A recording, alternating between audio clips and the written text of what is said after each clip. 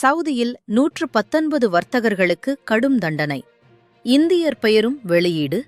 Saudi அரேபியாவில் பெரிய நடவடிக்கை எடுத்துள்ளது வர்த்தக அமைச்சகம். மொத்தம் 119 வர்த்தகர்கள் மீது கமர்ஷியல் கன்சீல்மெண்ட் எனப்படும் சட்டவிரோத வணிக குற்றச்சாட்டில் தீர்ப்பு வழங்கப்பட்டுள்ளது. சட்டப்படி பதிவு செய்யாமல் பிறர் பெயரில் வியாபாரம் நடத்துதல், வருமானத்தை மறைத்தல், வெளிநாட்டு நபர்களுக்கு சட்டவிரோதமாக வணிக அதிகாரம் வழங்குதல் போன்ற குற்றங்களே இதற்கான காரணம்.